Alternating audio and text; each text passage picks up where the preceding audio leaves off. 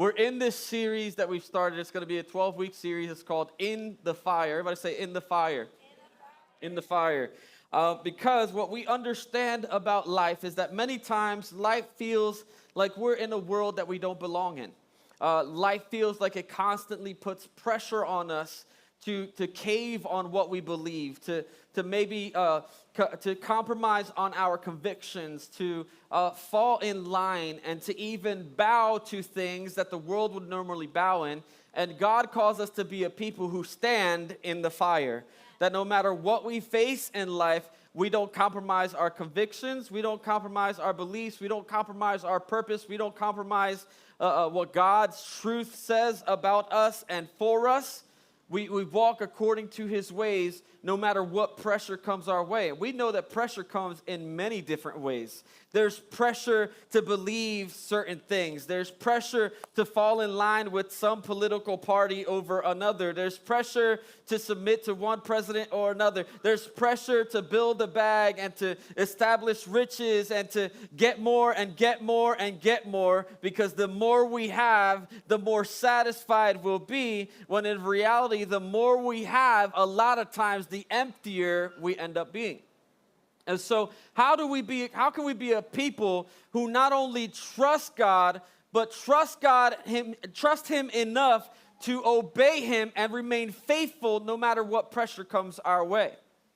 And so we ended last week in the chapter 2, where Daniel and his friends, their lives are put in danger because Nebuchadnezzar, who is the king of the Babylonian Empire, has had these dreams that are keeping him up at night, and feels this stress and anxiety because he has no idea what they mean. So he puts a little test together, and he tells all of his magicians and his sorcerers and people that he would consider wise men, and he says, if you don't tell me not only what the dream means, but what the dream is, I will kill you and your family if you can't do so. And so Daniel finds himself in a position where you're asking me to do something that I cannot do in and of myself.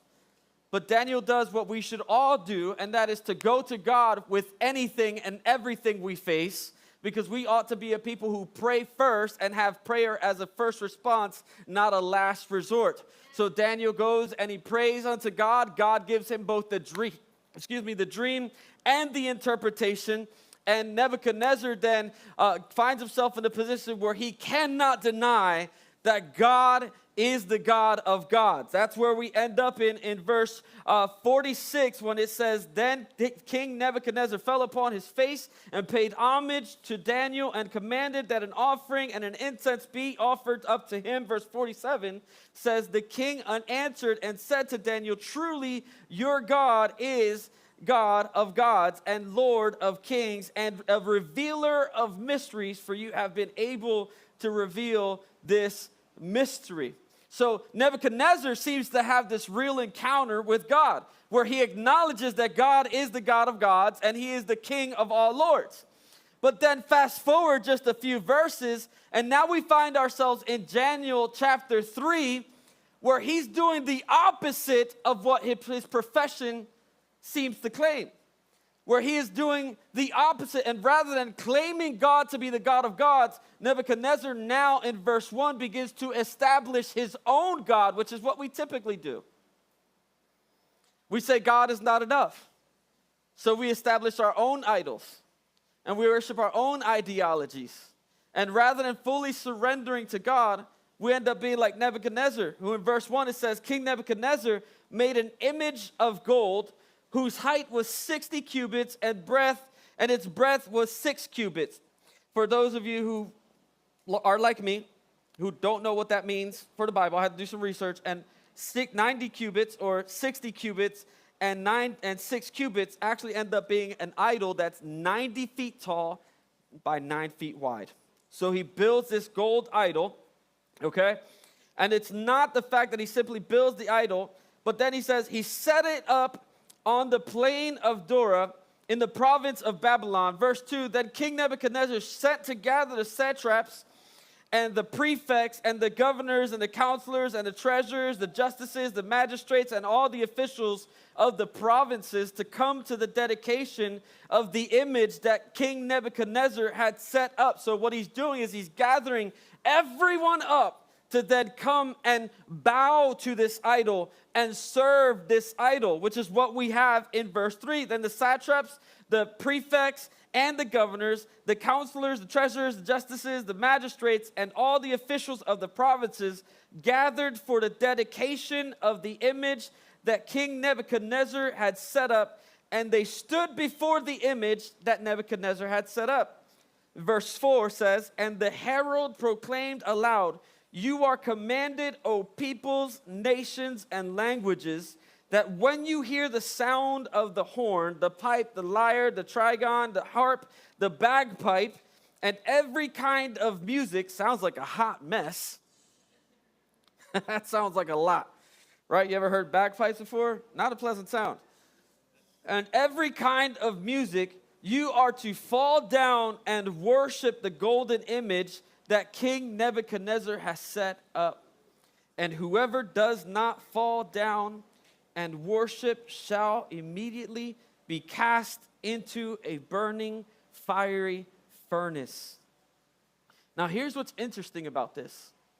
How do you go from declaring that God is the God of gods and the Lord of kings to, hey, everyone must bow down to this idol and serve this idol when you hear music? This is what teaches us as believers that not everything who claims to follow Christ is of Christ. Not everyone who claims to be a disciple of Jesus is a disciple of Jesus. In fact, the Bible makes it very clear in the book of Matthew that there are going to be people who claim that Jesus is Lord. And they will come to Jesus and say, Lord, Lord, have I not baptized people in your name? Have I not proclaimed your truth? Have I not cast out demons? Have I not done all these incredible spiritual and beautiful things? And Jesus says that on that day, he will look at those people and declare to them, depart from me, for I never knew you. And here's why. Because although you may know about God, it does not reveal that you know God. Although Nebuchadnezzar had a moment in his life where he recognized that God was God and that he is the king or the Lord of kings, it does not mean that he knows the God of all gods and he knows the Lord of all kings. You can have a belief in God but not actually believe in him. And that's actually a dangerous place to be. The most modern example that I could give you about this is when Kanye makes a gospel album 1 year, and then a few years later, we see where this man's life is, right? Why? Because although he knew of God and he knew about God, does not mean that he knows God.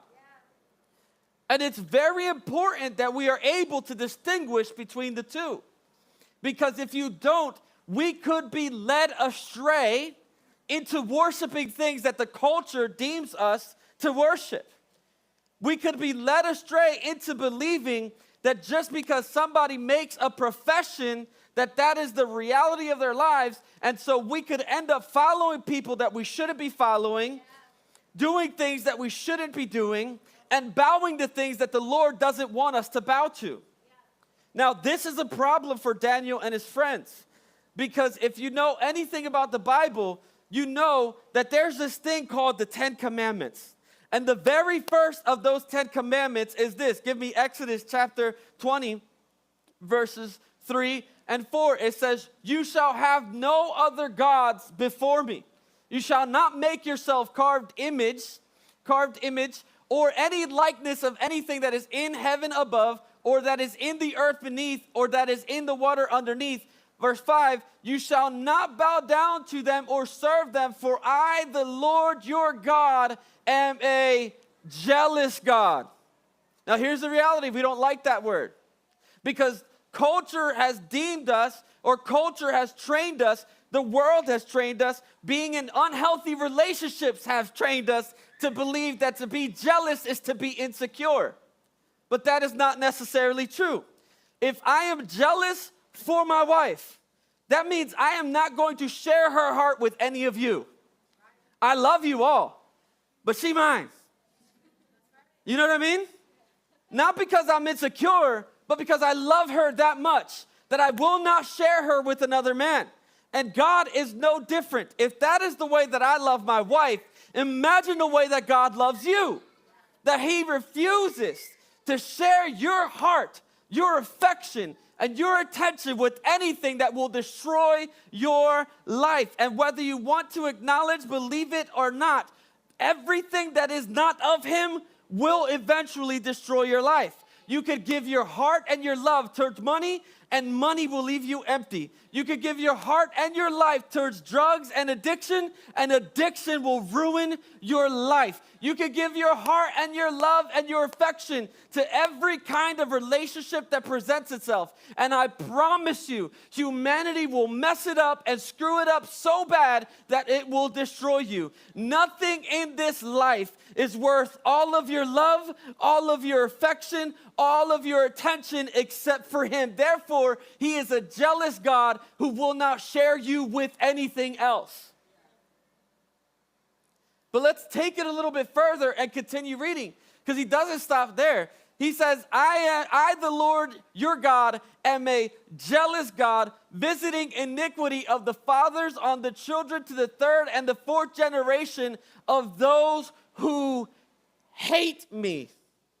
That means you choosing other idols is not just a love affection towards other idols, it's actually a hatred towards God. That's tough. That's a tough pill to swallow. I get it. Because we like to think of everything so lightly. Because too many of us have played the game of Christianity for way too long. Too many of us think that we could give God some of our lives and some of our heart, and we don't have to be that radical. We don't have to be that in love. We don't have to be that submitted, that devoted, that committed. You don't have to be that kind of a crazy Christian, because anything that actually proves loyalty and commitment and devotion to something that doesn't represent this world gets labeled as radical and bigoted and crazy. But the Bible teaches me that if God doesn't have any of my heart or some of my heart, if God only has some of it, he has none of it. That to have other idols is actually an act of hatred unto God. And that's a very dangerous place to be. So I share that to establish why in the next few verses we will see that when the Bible says in verse 7, therefore, as soon as all the peoples heard the sound of the horn and the pipe, the lyre, the trigon, the harp, the bagpipe, and every kind of music, all the peoples, nations, and languages fell down and worshiped the golden image that King Nebuchadnezzar had set up. So everyone here, all of the nations, all of the tongues, all of the people, they hear the sound and do what the king says, and they bow down, except for three people: Shadrach, Meshach, and Abednego. Three young teenagers who said, I love God too much to bow down and serve anything else, and that I will do so no matter what it costs me. And when they decide that they refuse to bow, then they face an opposition, and all of the satraps, the prefects, the governors, the wise men go before the king, and they say, hey, King Nebuchadnezzar, there's a few people here that refuse to worship your gods. Listen to me. Whenever you decide to be devoted to God, things will get uncomfortable for you. You don't even have to be wild and crazy and annoying, and you don't have to be one of those Christians that's constantly posting on Facebook. The moment you decide to stand for something, people will get upset with you. They will turn their backs on you. You'll lose relationships. You'll lose friendships. You'll be accused. You'll be talked about, because things will get uncomfortable for you. And if they're not getting uncomfortable, it might be because you're not standing and you're actually bowing. Daniel's friends, Shadrach, Meshach, and Abednego, they refuse to bow. They go before the king, And they tell the king, listen, you've got people on your team, because Daniel, his Shadrach, Meshach, and Abednego were all a part of this group of people that the king deemed as his wise men. So they were a part of his inner circle. And they're like, you got people on your inner circle that refuse to believe what you believe, bow down to what you believe, worship what you believe, and serve what you believe. And so the king then gets frustrated. And in verse 15, it says, or 14, it says, Nebuchadnezzar answered and said to them, is it true, O Shadrach, Meshach, and Abednego, that you do not serve my gods or worship the golden image that I have set up? Verse 15 says, now if you are ready when you hear the sound of the horn, the pipe, the lyre, the trigon, the harp, the bagpipe, and every kind of music, to fall down and worship the image that I have made, well and good. But if you do not worship, you shall immediately be cast into a burning fiery furnace. And who is the God who will deliver you out of my hands? Pause. Remember, Nebuchadnezzar said, this is the God of gods, acknowledging that God had some power. Just a few verses later, he's saying, what God has the power to deliver you? Now, there's all kinds of reasons why this might be so. Remember that Nebuchadnezzar had just acknowledged the God of gods. And now we find him doing this. You know what I've discovered about life? You know what I've discovered about the world? I've been a believer for over 22 years. And what I have discovered is that most people do not have a problem with professing Christ as a way or a religion or a prophet or a good person. What people have a problem with is when we profess that he is the way, that he is the truth, that he is the only way at which anyone can come to the knowledge of the Father, that there are no other gods, and he is the only God, and his way is the only way, and his truth is the only truth. They don't have a problem with you professing that you follow Jesus. They just have a problem with you not following anything else they have to offer you. That's why they don't have a problem with your ideologies or your convictions or belief as it pertains to marriage, as the Bible declares it, which is to be marriage between a husband and a wife who are married together in covenant with God. They don't have a problem with that as long as you also accept what they want to teach, which is that marriage could be with anything and anyone that they want it to be with. They don't have a problem with your views on sexuality. They just have a problem with your views on sexuality being the only truth that you live by. And so what ends up happening is when you don't bow, the pressure rises. When you don't bow and you don't give in and you don't compromise, the heat starts to build up. And so for these young men who take a stand when everyone else bows, the king says, I'm going to give you a second chance. And if you do not bow when the music plays, we will cast you into the furnace and you will burn alive. Now, what I love is that these young men had a boldness and a faith that really teaches us how to have a faith when we're being thrown into the fire. Look at what they say.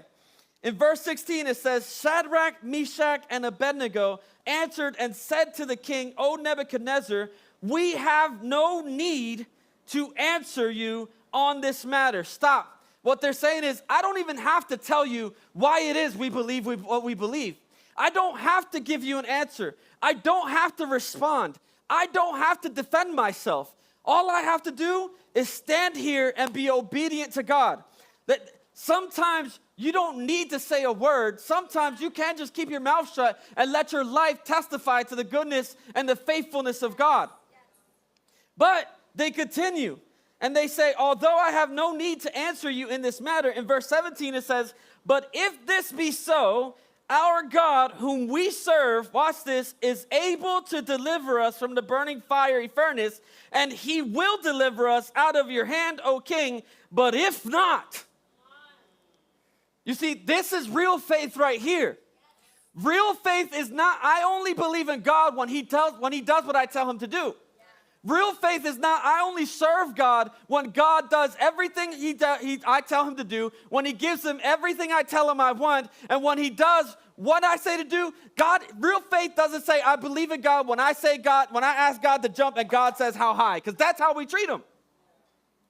You see, real faith is believing that God can, being convinced that he will, but also being committed enough that even if he doesn't, you're still only going to serve, love, and obey him. Because real faith is not just trusting in God's power, but trusting in his purpose. And many of us, we don't mind trusting in his power. We just have a hard time trusting in his purpose. And so we don't submit and we aren't faithful because we're only faithful so long as God does X, Y, and Z. But I wonder if we could be the kind of people who says, even if God doesn't do X, Y, and Z, he still has my heart. Even if God doesn't heal me, he still has my heart. Even if God doesn't save me, he still has my heart. Even if God doesn't prevent me from going through the fire, he still has my heart. Even if God doesn't restore my marriage, he still has my heart. Even if God doesn't change the diagnosis or doesn't heal the cancer or doesn't do what I think he should do, he still has my heart. I believe that he can. I'm convinced that he will. But I'm committed to him even if he doesn't. That's why when people come to you with that pressure, listen to me. I'm 38 years old. For the longest time, I thought there was something wrong with me because I am the most obstinate person you will ever meet. I'm the kind of person that no matter what you believe, if I believe it's wrong, I will stand on the fact that it's wrong. And if I believe it's right, I will stand on the fact that I believe it's right. And I used to believe, man, I am just so stubborn. I am so arrogant. I'm so prideful and obstinate. And really, what God has done is he's taken all of that and now he's used it for his glory to the point where no matter what I face in life, you can't convince me that God is not worth serving because I've seen too much. I've experienced too much. I've been delivered from too much. I've seen him provide in places where I was lacking. I've seen him heal when people were sick. And you know what? I've seen his goodness and faithfulness even when he didn't. And the fact that my circumstances change does not mean that God ever does. Yes. And you've got to believe that. Real faith says, I believe that he can. I'm convinced that he will. But even if he doesn't, he still has my heart. And I cannot give it to anybody else. That's real faith. Real faith isn't holding on for my circumstances to change. Real faith is standing on the fact that even if they don't, God is still good. He's still faithful. He's still kind. He still restores. He still heals. He still delivers. He still sets the captive free. He still changes and heals. He still delivers. He still restores marriages. He still saves families. He still saves children. He still is the one who is seated on the throne, and nothing in my life that I could ever face will change that. That's real faith. And so I'm going to stand when the world tells me to bow, because faith is not about trusting in God's power. It's about trusting in God's purpose. Now watch what happens.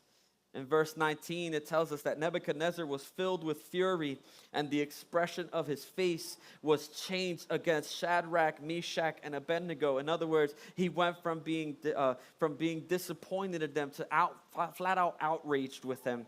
And it says he ordered the furnace heated 7 times more than it was usually heated. Think about how hot your food comes out when you put it in an air fryer. Now multiply that 7 times and it's coming out like it came out of a volcano. volcano. That's what we're talking about, right? And so it says that then Nebuchadnezzar was filled with fury, verse 20, and he ordered some of the mighty men of his army to bind Shadrach, Meshach, and Abednego, to cast them into the burning fiery furnace. Verse 21, then these men who were bound in their cloaks, their tunics, their hats, and their other garments, and they were thrown into the burning fiery furnace. Verse 22, because the king's order was urgent, the furnace overheated. The flame of the fire killed those men who took up Shadrach, Meshach, and Abednego. And these three men, Shadrach, Meshach, and Abednego, fell bound into the burning fiery furnace. Stop. There were men carrying them into the furnace. Those men ended up on fire. Shadrach, Meshach, and Abednego ended up untouched. The very thing that the enemy tried to use to destroy them is the thing that God used to shame the enemy. Listen to me. I'm going to get Pentecostal here for just a split second if you will allow me to. This is for the people who think that everything you face in life is out to destroy you. When God says, if you would just trust in me, I'm getting ready to use it to turn it around for your good. The very thing that the enemy intends to destroy you is the very thing that God will use to shame him.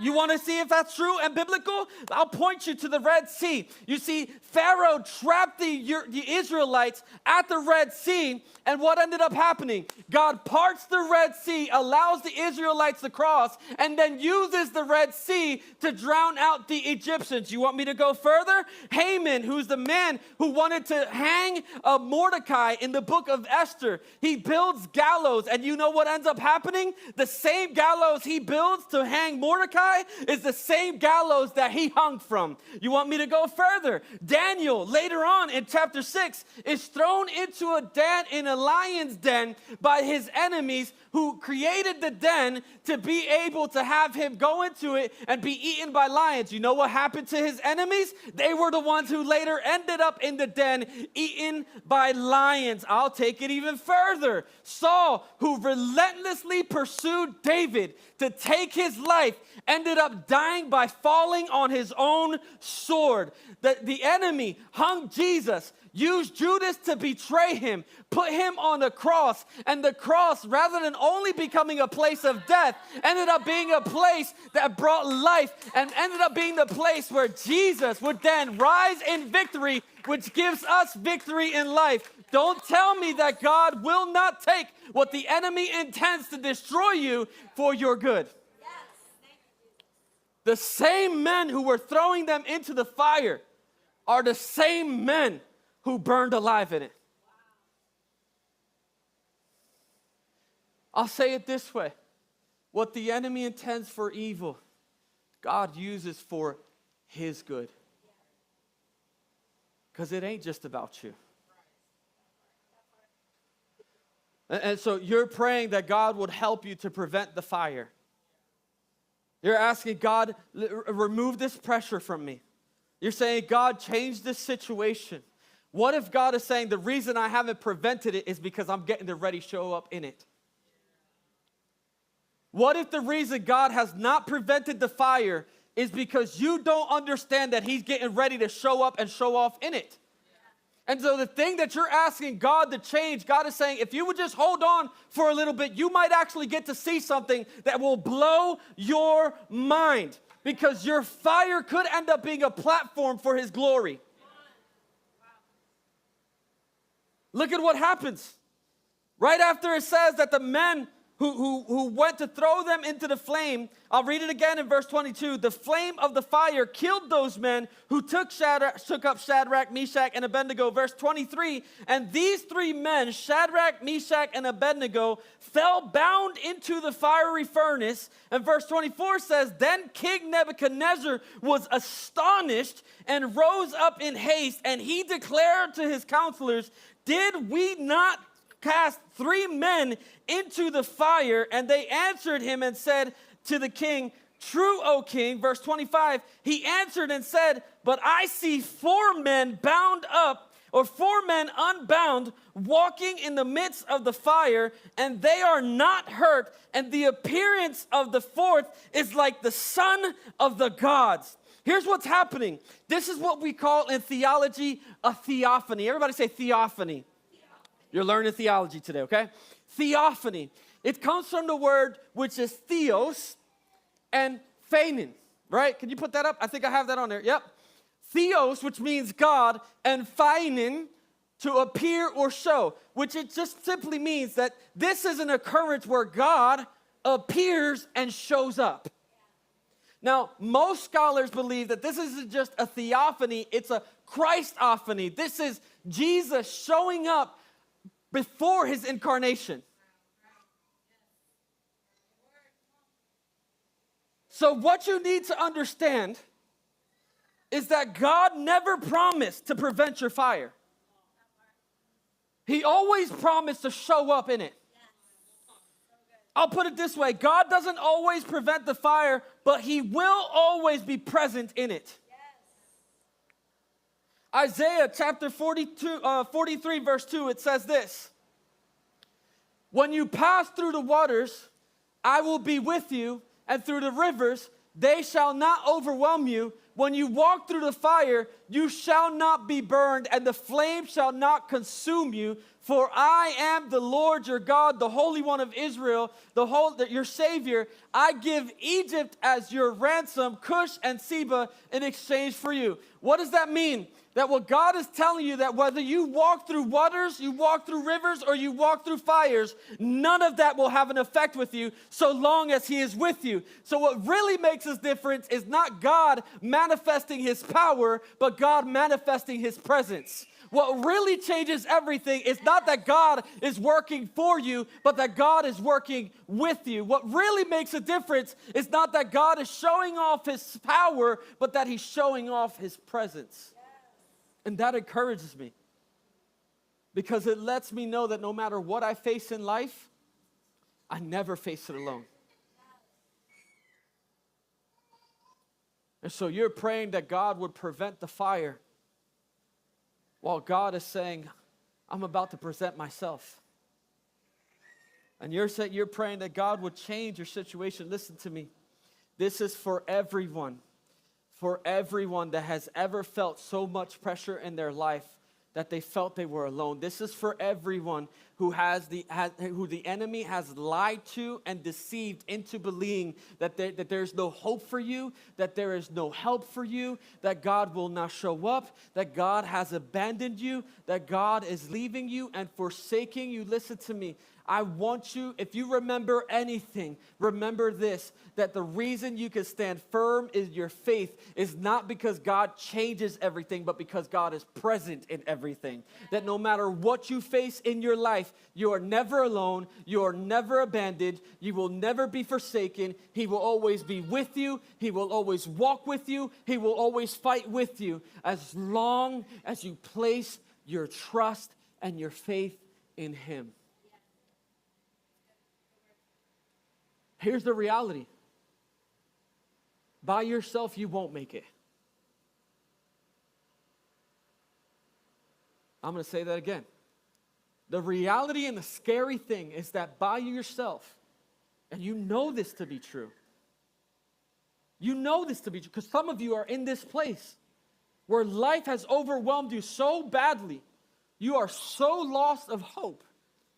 You are so anxious and so worried and so freaked out, and you feel so alone and so abandoned.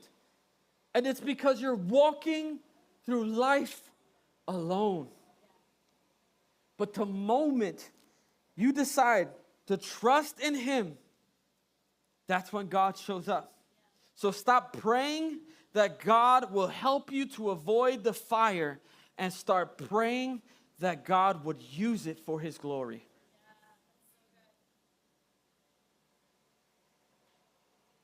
Stop praying that God would change your situation and start praying that God would change your heart.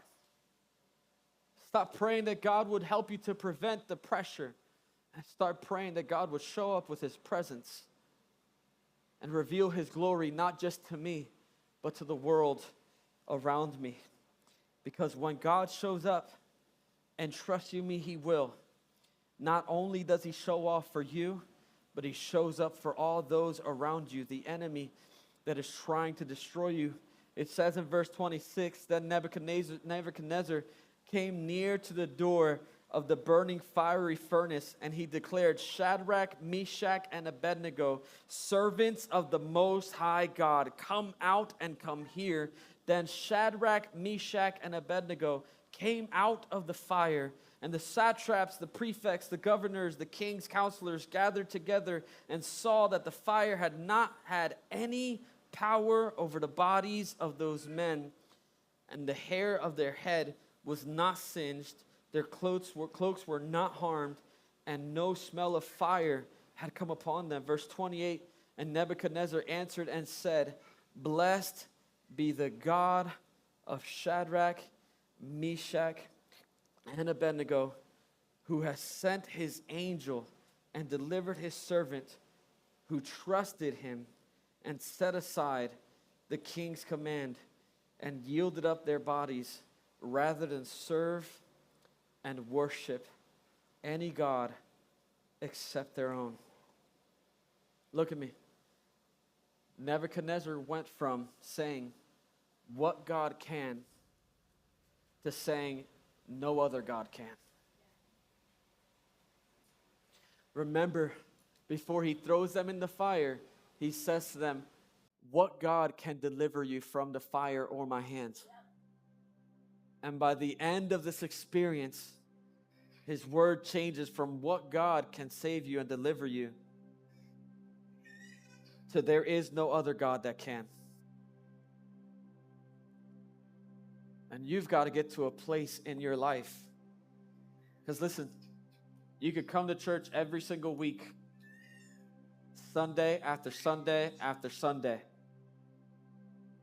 But if you don't have a radical encounter in your own heart, and you don't resolve within your own heart that God is the only God you will serve, when pressure comes, you will fold. And if you fold, there's a much worse fire that we will have to face.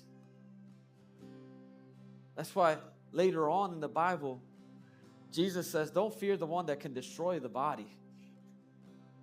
Fear the one who has the power to destroy the soul and cast it into the fire. The world is getting harder to stand firm in.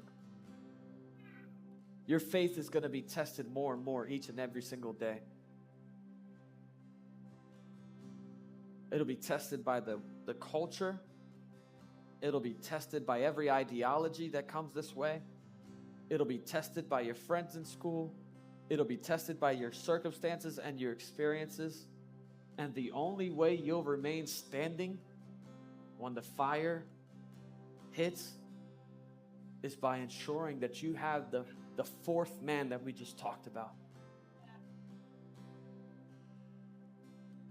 Because you think his power is to get you out, when in reality, his power is actually to get you through. But you can't get through by yourself. And so I want to give you an opportunity to invite that fourth man into your life. I want to give you an opportunity to not just put your trust in him, but to surrender to his purpose. You see, it's one thing to believe that God is powerful. In fact, the Bible tells us that even demons believe that Jesus has power.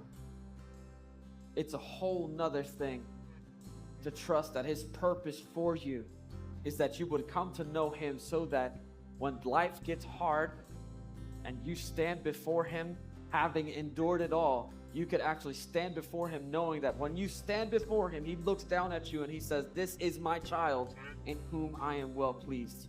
You don't get to stand through the fire without him. And here's the thing. At the end of the day, what this really symbolizes is that we will all have to stand before a fire one day. And if we don't have Jesus in our hearts and we haven't surrendered our lives to him, that fire will consume us. But so long as we have surrendered to Him, there's not a fire that we could ever face that we couldn't get out of. And there's an even greater fire of judgment. And the only thing that could deliver us is Jesus, His mercy, His grace, and the work that He's done.